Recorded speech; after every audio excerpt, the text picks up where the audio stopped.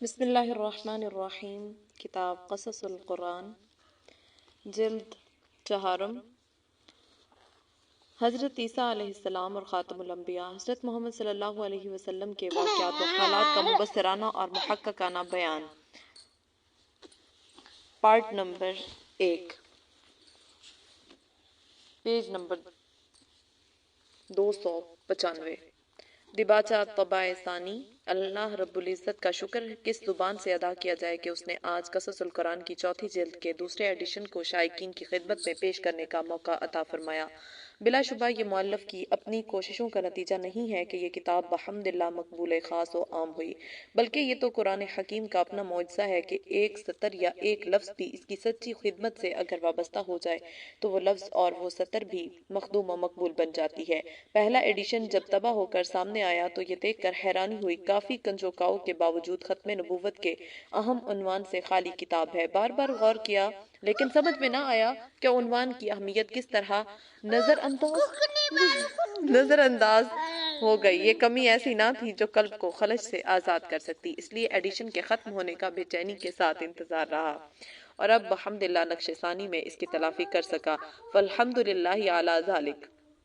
4 ستمبر 47 کے خونی حادثہ نے ندوۃ المصنفین کو بھی بھڑکتے ہوئے شعلوں کی لپیٹ میں لیے بغیر نہ چھوڑا، اور تقریباً 2.25 لاکھ قیمت کے بہترین علمی سٹاک کو نذر آتش کر دیا گیا۔ اب نہ وہ کرول باغ کی خاموش فضا ہے اور نہ قلب و دماغ کو پہلا سا سکون نصیب۔ ایک کرول باغ اور ندوۃ المصنفین کا بہترین آفس ہی کیا، سرے سے وہ دلی ہی نہ رہی۔ اب تو اس مرحوم دلی کا ذکر افسانوں ہی میں سنیے گا، مگر لوگ کہتے ہیں کہ دلی پھر دلی ہے، 17 مرتبہ اجڑ کر بھی نئی بہار کے ساتھ اپنا جوبن دکھا رہی ہے، اسے نظر بد سے خدا ہی بچائے۔ بہرحال اس نازک اور ناسازگار ماحول کے باوجود قصص القرآن جلد رابع کا دوسرا ایڈیشن طبع ہو کر آپ کو دعوت مطالعہ دے رہا ہے۔ اب آپ کا علمی و دینی فرض ہے کہ اس قیمتی ادارہ کو اس قابل بنائیں کہ وہ سابق کی طرح آج بھی علمی، ادبی اور دینی خدمات انجام دیتا رہے، اور دنیا کی نئی ترقیوں کے ساتھ وہ بھی عروج کی آخری منزل تک پہنچ سکے۔ واللہ غالب علی امرہ۔ محمد حفظ الرحمن صدیقی، کان اللہ لہ۔ 21 ذی الحجہ 1369 ہجری، طبع سوم۔ کتاب کا دوسرا ایڈیشن ختم ہو گیا ہے لیکن نظر ثانی کا موقع نہ مل سکا، اور یہ تیسرا ایڈیشن نظر ثانی کے بغیر ہی شائع ہو رہا ہے۔ طبع دوم میں ایک نہایت اہم باب ختم نبوت کے اضافہ کے بعد یوں بھی یہ ایڈیشن نظر ثانی کا محتاج نہ تھا، پھر بھی انسانی جدوجہد کسی وقت بھی مکمل نہیں کہی جا سکتی۔ موقع میسر آیا تو طبع چہارم کے وقت نظر ثانی ہو سکے گی۔ عتیق الرحمن عثمانی، 31 اکتوبر 1955۔ دباچہ طبع عکسی۔ شکر ہے سالہ سال کے انتظار اور کاوش کے بعد قصص القرآن جلد چہارم کا بھی عکسی ایڈیشن تیار ہو گیا ہے، اور اس طرح کتاب کی چاروں جلدیں ایک ہی رنگ اور ایک ہی معیار پر آ گئی ہیں۔ یہ کہنے کی ضرورت نہیں ہے کہ قصص القرآن ندوۃ المصنفین کی نہایت اہم اور مقبول ترین کتاب ہے، اور اپنے مضامین کی افادیت، ندرت اور اثر انگیزی میں اپنا جواب نہیں رکھتی۔ پوری کتاب کے کم و بیش 1800 صفحات ہیں۔ ان صفحات میں قرآن کریم کے بیانات کی روشنی میں انبیاء کرام کی ایمان افروز زندگی کے واقعات و حالات سادہ اور پر اثر پیرائے میں تحریر کیے گئے ہیں۔ یہ بات وثوق سے کہی جا سکتی ہے کہ قصص القرآن کے درجے کی کوئی کتاب دنیا کی کسی زبان میں نہیں ہے جس میں قصص قرآنی اور پیغمبران حق کی تاریخ اتنی تفصیل و تحقیق سے بیان کی گئی ہو۔ قدرتی طور پر جی چاہتا تھا کہ اس لاجواب کتاب کی طباعت بھی ان کی شان اور مرتبے کے مطابق ہوتی۔ الحمدللہ یہ آرزو پوری ہو گئی، اور چاروں جلدیں نفیس کتابت کے زیور سے آراستہ ہو کر آفس پر چھپ گئیں۔ ندوۃ المصنفین کے وسائل نہایت ہی محدود ہیں، اور اس کے لیے گرانی کی شدت کے اس دور میں اتنی ضخیم کتاب کی اشاعت جتنی کچھ دشوار ہو سکتی ہے، اس کا اندازہ کرنا دشوار ہے۔ دعا ہے خاص اور عام، قدیم تعلیم یافتہ اور جدید طالبان علم سبھی بقدر ظرف و ہمت اس سے پورا فیض حاصل کریں۔ ضرورت ہے کہ موعظت و عبرت کے اس دفتر کا ایڈیشن عربی میں بھی شائع ہو، اور انگریزی میں بھی۔ دیکھیے اس کی نوبت کب آتی ہے۔ عتیق الرحمن عثمانی، ندوۃ المصنفین، 27 جمادی الاخر 1399 ہجری، مطابق 24 مئی 1979۔ پیش لفظ الحمد لله الذي نزل الفرقان على عبده ليكون للعالمين نذيرا والصلاة والسلام على محمد المبعوث كافة للناس بشيرا ونذيرا اما بعد. خدا تعالیٰ کا احسان عظیم ہے کہ آج قصص القرآن کی تالیف اپنی آخری منزل پر پہنچ کر کامیابی کے ساتھ مکمل ہو گئی. میں کیا اور میری لیاقت اور میرا قلم کیا، یہ جو کچھ بھی ہوا خدا کے فضل اور قرآن حکیم کی برکت کی بدولت ہوا. فالحمد للہ علی ذالک. یہ جلد حضرت عیسیٰ اور خاتم الانبیاء محمد الرسول اللہ کی بعثت و دعوت اور حیات طیبہ اور دیگر مباحث متعلقہ پر مشتمل اور پہلی 3 جلدوں کی خصوصیات و امتیازات کی حامل ہے. حضرت عیسیٰ علیہ السلام کے مقدس حالات میں خصوصیت کے ساتھ وہ مباحث لائے کے مراجعات ہیں جو قرآن حکیم کے حکیمانہ دلائل و براہین کی روشنی میں حیات عیسیٰ علیہ السلام سے متعلق ہیں، یا عہد قدیم و عہد جدید تورات و انجیل کے مضامین الہیات سے تعلق رکھتے ہیں. خاتم الانبیاء محمد الرسول اللہ صلی اللہ علیہ وسلم کی حیات طیبہ تو وہ مخدوم شے ہے کہ سلف تا خلف مسلسل ہر زندہ زبان اس خدمت پاک کو اپنا فرض یقین کرتی ہے اور ادائے فرض سے سبق دوشی کا شرف حاصل کرتی رہی ہے. خصوصاً عربی زبان کے بعد اردو زبان میں اس خدمت نے بہترین ذخیرہ پیش کر دیا ہے اور مختصر، متوسط، مطول اور نو کی تالیفات اس سلسلہ میں موجود ہیں. اس لیے اس تالیف میں کوشش کی گئی ہے کہ صرف انہی واقعات کو سپرد قلم کیا جائے جن کا قرآن حکیم سے براہ راست تعلق ہے، ورنہ ظاہر ہے کہ ذات اقدس کا ہر شعبہ حیات قرآن حکیم کی جیتی جاگتی تصویر اور آپ کا ہر اسوہ حسنہ آیات قرآن کی تفسیر ہے. قصص القرآن کی تالیف اپنی افادیت اور مقصد تالیف کے لحاظ سے کیا درجہ رکھتی ہے، اس کا فیصلہ ارباب ذوق کی نگاہ بصیرت کے سپرد ہے. خدا تعالیٰ سے دست بدعا ہوں کہ وہ اس خدمت کو قبول فرمائے. وما توفیقی الا باللہ وهو حسبی ونعم الوکیل. خادم ملت محمد حفظ الرحمن صدیقی، 9 صفر المظفر 1365 ہجری مطابق 13 جنوری 1946. حضرت عیسیٰ علیہ السلام. قرآن اور حضرت عیسیٰ، عمران و حنہ، مریم کی ولادت. حنہ اور یشا. مریم علیہ السلام کا زہد و تقوی، مقبولیت خداوندی. کیا عورت نبی ہو سکتی ہے؟ نبوت النساء اور ابن حزم. آیت وصطفیٰ کی اعلیٰ نساء العالمین. حضرت عیسیٰ اور بشارات کتب مقدسہ. ولادت مبارک، بشارات ولادت. حلیہ مبارک، بعثت و رسالت. آیات بینات، لائق توجہ اور حقیقت معجزات. حضرت عیسیٰ کی تعلیمات کا خلاصہ. حواری حضرت عیسیٰ، حواری عیسیٰ اور قرآن و انجیل کا موازنہ. نزول مائدہ. رفع الی السماء یعنی زندہ آسمان پر اٹھایا جانا. قادیانی تلبس اور اس کا جواب. حضرت عیسیٰ کا رفع سماوی اور چند جذباتی باتیں. قادیانی کی ایک کذب بیانی. حیات حضرت عیسیٰ. لَيُؤْمِنَنَّ بِهِ قَبْلَ مَوْتِهِ تفسیر بالرائے کی نمایاں مثال. وَإِنَّهُ لَعِلْمُ السَّاعَةِ مَا الْمَسِيحُ ابْنُ مَرْيَمَ إِلَّا رَسُولٌ وَرَافِعُكَ إِلَيَّ. حیات حضرت عیسیٰ علیہ السلام اور احادیث صحیحہ. احادیث حیات و نزول، حیات مسیح اور اجماع امت. حیات و نزول، مسیح کی حکمت. واقعات نزول، صحیح احادیث کی روشنی میں وفات مسیح. وَيَوْمَ الْقِيَامَةِ تَكُونُ عَلَيْهِمْ شَهِيدًا فَلَمَّا تَوَفَّيْتَنِي كُنْتَ أَنْتَ الرَّقِيبُ عَلَيْهِمْ. نبی صادق و متنبع کاذب. حضرت مسیح کی دعوت اصلاح. بنی اسرائیل کے فرقے. اناجیل اربع. قرآن اور انجیل اور حواری عیسیٰ. حضرت مسیح اور موجودہ مسیحیت. تثلیث، باپ، بیٹا، روح القدس. ازمنائے مسلمہ اور اصلاح کلیسا کی آواز. حضرت مسیح خدا کے مقرب رسول ہیں. حضرت مسیح نہ خدا ہیں اور نہ خدا کے بیٹے. لائق توجہ بات کفارہ. قرآن عزیز اور حضرت عیسیٰ. حضرت عیسیٰ جلیل القدر اور اولو العزم پیغمبروں میں سے ہیں، اور جس طرح نبی صلی اللہ علیہ وسلم خاتم الانبیاء و رسل ہیں، اسی طرح حضرت عیسیٰ خاتم الانبیاء بنی اسرائیل ہیں. اور جمہور کا اس پر اجماع ہے کہ محمد رسول اللہ اور عیسیٰ کے درمیان کوئی نبی مبعوث نہیں ہوا، اور درمیان کا زمانہ جس کی مدت تقریباً 570 سال ہے، فترت انقطاع وحی کا زمانہ رہا ہے.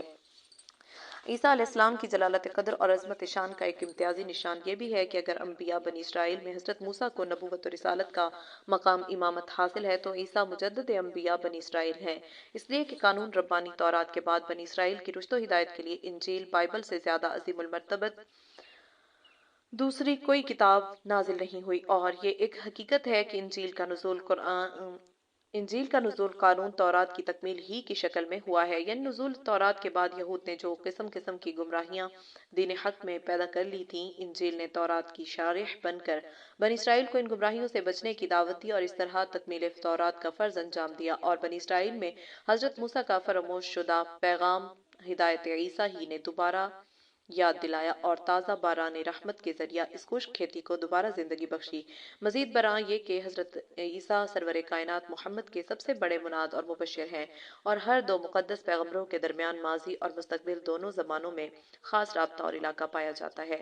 قرآن عزیز نے نبی صلی اللہ علیہ وسلم کی مماثلت کے سلسلہ میں جن پاک ہستیوں کے واقعات سے بہت زیادہ بحث کی ہے، ان میں حضرت ابراہیم، حضرت موسیٰ اور حضرت عیسیٰ کی مقدس ہستیاں زیادہ نمایاں نظر آتی ہیں۔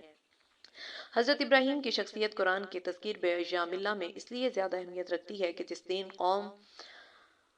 دین قویم اور ملت بیضا کا عروج و کمال محمد صلی اللہ علیہ وسلم کی تقدیس کے ساتھ وابستہ تھا اور جس ملت کی دعوت و تبلیغ کا محور و مرکز ذات اقدس بننے والی تھی، وہ ملت ابراہیم کے نام سے موسوم ہے، ملت ابیکم، کیونکہ یہی وہ بوڑھے پیغمبر ہیں جنہوں نے شرک کے مقابلہ میں سب سے پہلے توحید الہی کو حنیفیت کا لقب دیا اور آئندہ ہمیشہ کے لیے خدا کی راہ مستقیم کے لیے ملت حنیفیہ کا امتیاز قائم کر دیا، یعنی جو خدا کی پرستش کے لیے مظاہر کائنات کی پرستش کو وسیلہ بناتا ہے وہ مشرک ہے، اور جو خالق کائنات کی یکتائی کا قائل ہو کر براہ راست اسی کی پرستش کرتا ہے وہ حنیف ہے۔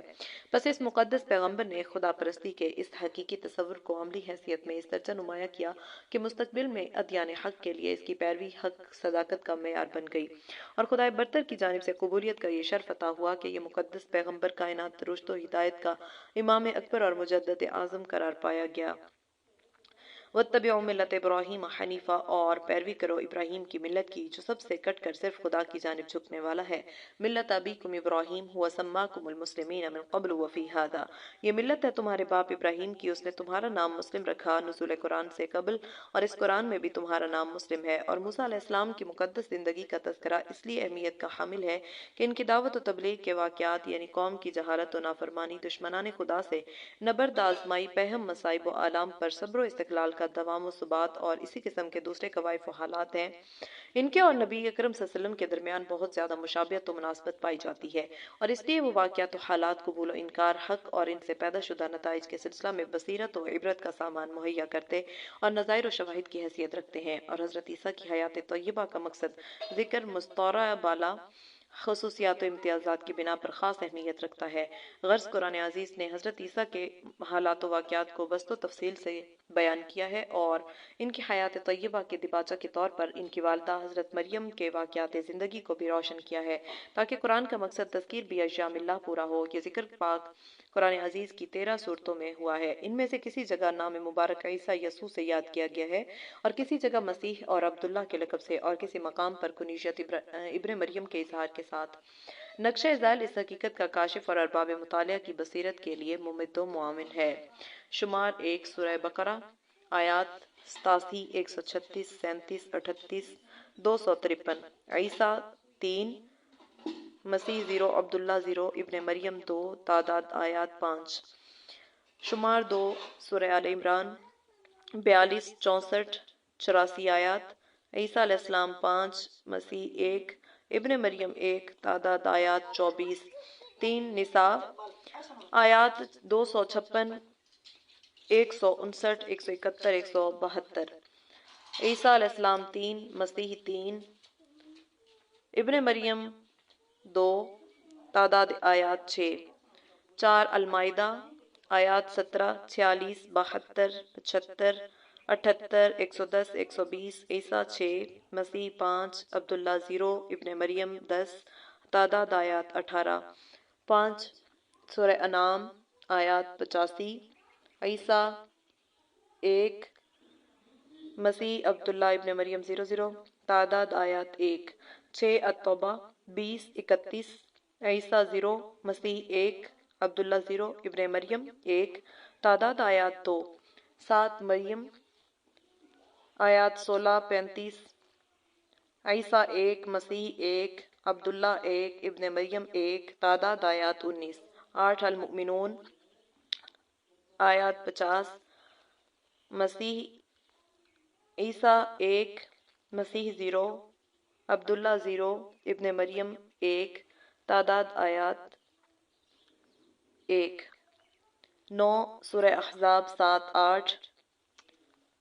عیسیٰ 1، مسیح عبداللہ 00، ابن مریم 1، تعداد آیات 2۔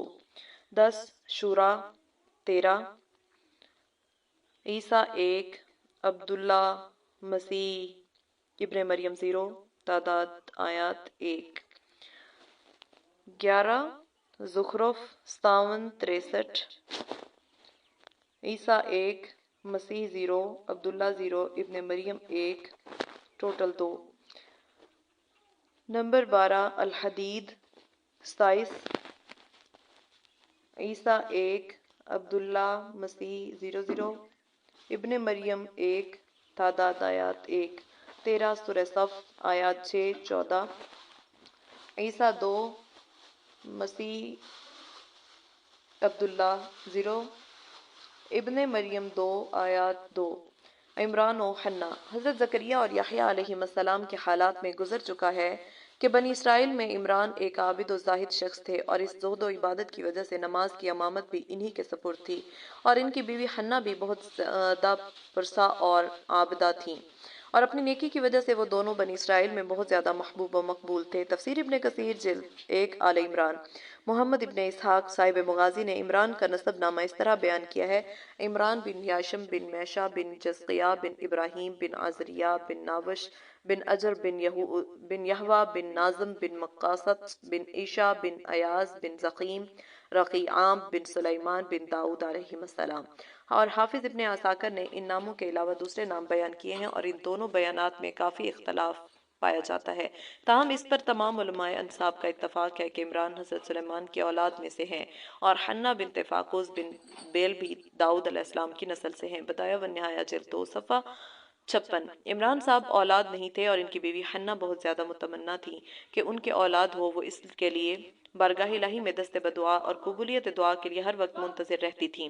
کہتے ہیں کہ ایک مرتبہ حنہ صحن مکان میں چہل قدمی کر رہی تھی، دیکھا کہ ایک پرندہ اپنے بچے کو بھرا رہا ہے۔ حنہ کے دل پر یہ دیکھ کر سخت چوٹ لگی اور اولاد کی تمنا نے بہت جوش مارا اور حالت اضطراب میں بارگاہ الہی کے لیے ہاتھ اٹھا دیے اور عرض کیا: پروردگار، اسی طرح مجھ کو بھی اولاد عطا کر، وہ ہماری آنکھوں کا نور اور دل کا سرور بنے۔ دل سے نکلی ہوئی دعا نے قبولیت کا جامہ پہنا اور حنہ نے چند روز بعد محسوس کیا کہ وہ حاملہ ہے۔ حنہ کو اس احساس سے اس درجہ مسرت ہوئی کہ انہوں نے نظر مان لی کہ جو بچہ پیدا ہوگا اس کو ہیکل مسجد اقصیٰ کی خدمت کے لیے وقف کر دوں گی۔ بنی اسرائیل کی مذہبی رسوم میں سے یہ رسم بہت مقدس سمجھی جاتی تھی کہ وہ اپنی اولاد کو ہیکل کی خدمت کے لیے وقف کریں۔ البدایہ والنہایہ جلد 2۔ بہرحال اللہ تعالیٰ نے عمران کی بیوی حنہ کو دعا کی شرف قبولیت بخشا اور وہ مسرت و شادمانی کے ساتھ امید برآنے کی گھڑی کا انتظار کرنے لگی۔ بشر بن اسحاق کہتے ہیں کہ حنہ ابھی حاملہ ہی تھیں کہ ان کے شوہر عمران کا انتقال ہو گیا۔ فتح الباری جلد 6 صفحہ 364۔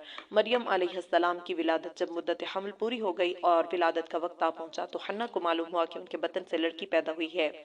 جہاں تک اولاد کا تعلق ہے، حنہ کے لیے یہ لڑکی بھی لڑکے سے کم نہ تھی، مگر ان کو یہ افسوس ضرور ہوا کہ میں نے جو نظر مانی تھی وہ پوری نہیں ہو سکے گی، اس لیے کہ لڑکی کسی طرح مقدس ہیکل کی خدمت کر سکے۔ لیکن اللہ تعالیٰ نے ان کے افسوس کو یہ کہہ کر بدل دیا کہ ہم نے تیری لڑکی کو ہی قبول کیا اور اس کی وجہ سے تمہارا خاندان بھی معزز اور پاک مبارک قرار پایا۔ حنہ نے لڑکی کا نام مریم رکھا۔ سریانی میں اس کے معنی خادم کے ہیں۔ فتح الباری جلد 6 صفحہ 365۔ چونکہ یہ ہیکل کی خدمت کے لیے وقف کر دی گئی اس لیے یہ نام موضوع سمجھا گیا۔ قرآن عزیز نے اس واقعہ کو معجزانہ اختصار کے ساتھ اس طرح بیان کیا ہے: ان اللہ اصطفى آدم ونوحا وآل ابراہیم وآل عمران على العالمین ذریة بعضها من بعض واللہ سمیع علیم اذ قالت امرأة عمران رب انی نذرت لك ما في بطنی محررا فتقبل منی انك انت السمیع العلیم فلما وضعتها قالت رب إني وضعتها أنثى والله أعلم بما وضعت وليس الذكر كالأنثى وإني سميتها مريم وإني أعيذها بك وذريتها من الشيطان الرجيم فتقبلها ربها بقبول حسن وأنبتها نباتا حسنا وكفلها زكريا۔ بے شک اللہ نے آدم اور نوح اور آل ابراہیم اور آل عمران کو اپنے اپنے زمانہ میں جہان والوں پر بزرگی عطا فرمائی۔ عمران حضرت موسیٰ کے والد کا نام بھی ہے اور حضرت مریم کے والد کا بھی، یہاں والد مریم مراد ہیں۔ ان میں سے بعض کی ذریت ہیں اور اللہ سننے والا جاننے والا ہے۔ وہ وقت یاد کرو جب عمران کی بیوی نے کہا خدایا میں نے نظر مان لی ہے کہ میرے پیٹ میں جو بچہ ہے وہ تیری راہ میں آزاد ہے، پس تو اس کو میری جانب سے قبول فرما، بے شک تو سننے والا جاننے والا ہے۔ پھر جب اس نے جنا تو کہنے لگی پروردگار میرے لڑکی پیدا ہوئی ہے، اللہ خوب جانتا ہے جو اس نے جنا ہے، اور لڑکا لڑکی یکساں نہیں ہے، یعنی ہیکل کی خدمت لڑکی نہیں کر سکتی، لڑکا کر سکتا ہے، اور میں نے اس کا نام مریم رکھا ہے، اور میں اس کو اور اس کی اولاد کو شیطان الرجیم کے فتنہ سے تیری پناہ میں دیتی ہوں۔ بس مریم کو اس کے پروردگار نے بہت اچھی طرح قبول فرمایا اور اس کی نشو و نما اچھے طریقے پر کی، اور زکریا کو اس کا نگران کار بنایا۔ حضرت مریم جب سر شعور کو پہنچی اور یہ سوال پیدا ہوا کہ مقدس ہیکل کی یہ امانت کس کے سپرد کی جائے، تو کاہنوں میں سے ایک نے یہ خواہش ظاہر کی کہ اس مقدس امانت کا کفیل مجھ کو بنایا جائے۔ کاہن سے وہ مقدس ہستیاں مراد ہیں جو ہیکل میں مذہبی رسوم ادا کرتی اور خدمت ہیکل پر مامور تھیں۔ مگر اس امانت کی نگرانی کا اہل حضرت زکریا سے زیادہ کوئی نہ تھا، اس لیے کہ وہ مریم کی خالہ عشاء الیشاء کے شوہر بھی تھے اور مقدس ہیکل کے معزز کاہن اور خدائے برتر کے نبی بھی تھے۔ اس لیے سب سے پہلے انہوں نے اپنا نام پیش کیا، مگر جب سب کاہنوں نے یہی خواہش ظاہر کی اور باہمی کشمکش کا اندیشہ ہونے لگا تو آپس میں طے پایا کہ قرعہ اندازی کے ذریعے اس کا فیصلہ کر لیا جائے، اور بقول روایات بنی اسرائیل 3 مرتبہ قرعہ اندازی کی وہ دریا میں اپنے پورے ڈالتے، مگر قرہ کے شرط کے مطابق ہر مرتبہ زکریا ہی کا نام نکلتا۔ کاہنوں نے جب یہ دیکھا کہ اس معاملے میں زکریا کے ساتھ تائید غیبی ہے تو انہوں نے بخوشی اس فیصلہ کے سامنے سر تسلیم خم کر دیا، اور اس طرح یہ سعید امانت حضرت زکریا علیہ السلام کے سپرد کر دی گئی۔ کہا جاتا ہے کہ مریم کی کفالت کا یہ معاملہ اس لیے پیش آیا کہ وہ یتیم تھی اور مردوں میں سے کوئی ان کا کفیل نہیں تھا، اور بعض کہتے ہیں کہ زمانہ میں قحط کا بہت زور تھا اور اس لیے کفالت کا سوال پیدا ہوا۔ تفسیر ابن کثیر جلد 1 صفحہ 360۔ لیکن یہ دونوں باتیں اگر نہ بھی ہوتی تب بھی کفالت کا سوال اپنی جگہ پھر بھی باقی رہتا، اس لیے کہ مریم اپنی والدہ کی نظر کے مطابق نظر ہیکل ہو چکی تھیں، اور چونکہ لڑکی تھیں اس لیے بس ضروری تھا کہ وہ کسی مرد نیک کی کفالت میں اس خدمت کو انجام دیتی۔ غرض زکریا علیہ السلام نے حضرت مریم کے صنفی احترامات کا لحاظ رکھتے ہوئے ہیکل کے قریب ایک حجرہ ان کے لیے مخصوص کر دیا تاکہ وہ دن میں وہاں رہ کر عبادت الہی سے بہرہ ہوں، اور جب رات آتی تو ان کو اپنے مکان پر ان کی خالہ عشاء کے پاس لے جاتے اور وہیں شب بسر کرتی۔ روح المعانی سورہ آل عمران مولانا آزاد ترجمان القرآن لکھتے ہیں قرآن میں حضرت مسیح کے ظہور کا ذکر زیادہ تفصیل کے ساتھ 2 جگہ کیا گیا ہے، یہاں اور سورہ آل عمران کی آیات 35 تا 63 میں۔ یہاں یہ ذکر حضرت زکریا کی دعا اور حضرت یحییٰ کی پیدائش کے بیان سے شروع ہوا ہے، اور اناجیل 4 میں سے سینٹ لوقا کی انجیل ٹھیک اسی طرح یہ تذکرہ شروع کرتی ہے، لیکن سورہ آل عمران میں یہ تذکرہ اس سے بھی بیشتر کے ایک واقعہ سے شروع ہوتا ہے، یعنی حضرت مریم کی پیدائش اور ہیکل میں پرورش پانے کے واقعہ سے، اور اس بارے میں چاروں انجیلیں خاموش ہیں۔ لیکن 19ویں صدی میں متروک اناجیل کا جو نسخہ وٹیکان کے کتب خانہ سے برآمد ہوا اس نے حضرت مریم کی پیدائش کا یہ مفقود ٹکڑا مہیا کر دیا ہے۔ اس سے معلوم ہوتا ہے کہ کم از کم 4 صدی کے اوائل تک سرگزشت کا یہ ٹکڑا بھی اسی طرح الہامی یقین کیا جاتا ہے جس طرح بقیہ ٹکڑے یقین کیے جاتے ہیں۔ جلد 2 صفحہ 443 عشاء حنا اور عشاء۔ ابن کثیر فرماتے کہ جمہور کا قول یہ ہے کہ عشاء الیشاء مریم علیہ السلام کی ہمشیرہ تھیں، اور حدیث معراج میں نبی صلی اللہ علیہ وسلم نے عیسیٰ اور یحییٰ کے متعلق یہ فرمایا کہ وَهُمَا ابْنَا خَالَةٍ، جو رشتہ ظاہر فرماتا ہے، اس سے بھی جمہور کے قول کی تائید ہوتی ہے، لیکن جمہور کا یہ قول قرآن عزیز اور تاریخ دونوں کے خلاف ہے، اس لیے کہ قرآن نے مریم کی ولادت پر یہ نہیں کہا خدایا میرے تو پہلے بھی ایک لڑکی موجود ہے، اب تو نے دوبارہ بھی لڑکی ہی عطا فرمائی، بلکہ درگاہ الہی میں یہ عرض کیا کہ جس شکل میں میری دعا تو نے قبول فرمائی ہے اس کو حسب وعدہ تیری نظر کیسے کروں۔ نیز تورات اور بنی اسرائیل کی تاریخ سے بھی کہیں یہ ثابت نہیں کہ عمران اور حنا کے مریم کے ماں سوا کوئی اور اولاد بھی تھی، بلکہ اس کے برعکس تاریخ یہود اور اسرائیلیات کا مشہور قول یہ ہے کہ شاہ مریم کی خالہ تھیں۔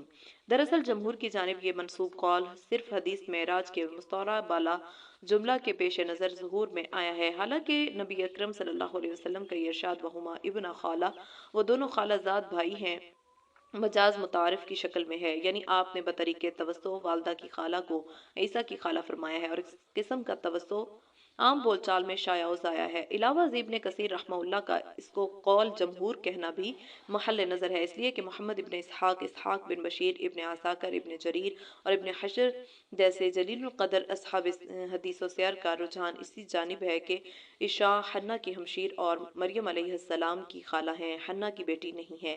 مریم علیہ السلام کا زہد و تقویٰ، مریم علیہ السلام شب و روز عبادت الہی میں رہتی اور جب خدمت ہیکل کے لیے ان کی نوبت آتی تو اس کو بھی بخوبی انجام دیتی تھی، حتیٰ کہ ان کا زہد و تقویٰ بنی اسرائیل میں ضرب المثل بن گیا اور ان کی زہادت و عبادت کی مثالیں دی جانے لگیں۔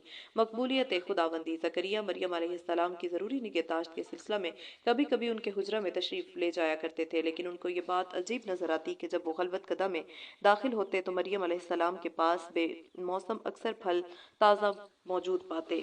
یہ تفصیل اگرچہ تفسیری روایات سے ماخوذ ہے اور آیت میں صرف لفظ رزق آیا ہے، لیکن آیت سے بصراحت ثابت ہوتا ہے کہ مریم کا یہ رزق انسانی داد و دہش کا نتیجہ نہیں تھا بلکہ بطور کرامت من جانب اللہ تھا۔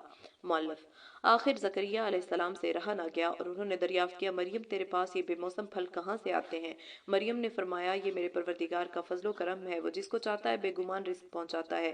حضرت زکریا نے یہ سنا تو سمجھ گئے کہ خدا کے ہاں مریم کا خاص مقام اور مرتبہ ہے، اور ساتھ ہی بے موسم تازہ پھلوں کے واقعہ نے دل میں تمنا پیدا کر دی کہ جس خدا نے اپنی قدرت کاملہ سے یہ پھل بے موسم پیدا کر دیے، کیا وہ میرے بڑھاپے اور بیوی کے بانجھ ہونے کے باوجود مجھ کو بے موسم پھل بیٹا عطا نہ کرے گا؟ یہ سوچ کر انہوں نے خشوع و خضوع کے ساتھ بارگاہ ربانی میں دعا کی اور وہاں شرف قبولیت کا مسردہ عطا ہوا۔ وَكَفَّلَهَا زَكَرِيَّا كُلَّمَا دَخَلَ عَلَيْهَا زَكَرِيَّا الْمِحْرَابَ وَجَدَ عِندَهَا رِزْقًا قَالَ يَا مَرْيَمُ أَنَّىٰ لَكِ هَٰذَا قَالَتْ هُوَ مِنْ عِندِ اللَّهِ إِنَّ اللَّهَ يَرْزُقُ مَن يَشَاءُ بِغَيْرِ حِسَابٍ۔ اور اس مریم کی کفالت زکریا نے کی۔ جب اس مریم کے پاس زکریا داخل ہوتے تو اس کے پاس کھانے کی چیزیں رکھی پاتے۔ زکریا نے کہا، اے مریم یہ تیرے پاس کہاں سے آئیں؟ مریم نے کہا، یہ اللہ کے پاس سے آئی ہیں، بلا شبہ اللہ تعالیٰ جس کو چاہتا ہے بے گمان رزق دیتا ہے۔ مریم علیہ السلام اسی طرح ایک عرصہ تک اپنے مقدس مشاغل کے ساتھ پاک زندگی بسر کرتی رہیں، اور مقدس ہیکل کا سب سے مقدس مجاور حضرت زکریا علیہ السلام سے بھی ان کے زہد و تقویٰ سے بے حد متاثر تھے کہ اللہ تعالیٰ نے ان کی عظمت اور جلالت قدر کو اور زیادہ بلند کیا اور فرشتوں کے ذریعے ان کو برگزیدہ بارگاہ الہی ہونے کی یہ بشارت سنائی۔ وَإِذْ قَالَتِ الْمَلَائِكَةُ يَا مَرْيَمُ إِنَّ اللَّهَ اصْطَفَاكِ وَطَهَّرَكِ وَاصْطَفَاكِ عَلَى نِسَاءِ الْعَالَمِينَ يَا مَرْيَمُ اقْنُتِي لِرَبِّكِ وَاسْجُدِي وَارْكَعِي مَعَ الرَّاكِعِينَ۔ اے پیغمبر وہ وقت یاد کیجئے جب فرشتوں نے کہا، اے مریم بلا شبہ اللہ تعالیٰ نے تجھ کو بزرگی دی اور پاک کیا اور دنیا کی عورتوں پر تجھ کو برگزیدہ کیا۔ اے مریم اپنے پروردگار کے سامنے جھک جا اور سجدہ ریز ہو جا اور نماز پڑھنے والوں کے ساتھ نماز ادا کر۔ وَمَا كُنْتَ لَدَيْهِمْ إِذْ يُلْقُونَ أَقْلَامَهُمْ أَيُّهُمْ يَكْفُلُ مَرْيَمَ وَمَا كُنْتَ لَدَيْهِمْ إِذْ يَخْتَصِمُونَ۔ اور تم اس وقت ان کاہنوں کے پاس موجود نہ تھے جب وہ اپنے کلموں پوروں کو قرآن اندازی کے لیے ڈال رہے تھے کہ مریم کی کفالت کون کرے، اور تم اس وقت بھی موجود نہ تھے جب وہ اس کی کفالت کے بارے میں آپس میں جھگڑ رہے تھے۔ حضرت مریم جبکہ نہایت مرتاز، عابد و زاہد اور تقویٰ و طہارت میں ضرب المثل تھیں، اور جبکہ عن قریب ان کو جلیل القدر پیغمبر حضرت عیسیٰ کی والدہ ماجدہ ہونے کا شرف بھی حاصل ہونے والا تھا، تو من جانب اللہ ان کی تقدیس و تطہیر کا یہ اعلان بلا شبہ حق بحقدار رسید کا مصداق ہے۔ تاہم علمی اور تاریخی اعتبار سے بلکہ خود قرآن و حدیث کی مفہوم کے لحاظ سے یہ مسئلہ قابل توجہ ہے کہ آیت وَاصْطَفَاكِ عَلَى نِسَاءِ الْعَالَمِينَ کی مراد کیا ہے، اور کیا در حقیقت حضرت مریم کو بغیر کسی استثناء کے کائنات کی تمام عورتوں پر برتری اور فضیلت حاصل ہے۔ اور یہی نہیں بلکہ اس آیت فضیلت نے مریم کی ذات سے متعلق علماء سلف میں چند اہم مسائل کو زیر بحث بنا دیا ہے۔ مثلاً 1، کیا عورت نبی ہو سکتی ہے؟ 2، کیا حضرت مریم نبی تھیں؟ 3، اگر نبی نہیں تھی تو آیت کے جملے وَاصْطَفَاكِ عَلَى نِسَاءِ الْعَالَمِينَ کا مطلب کیا ہے؟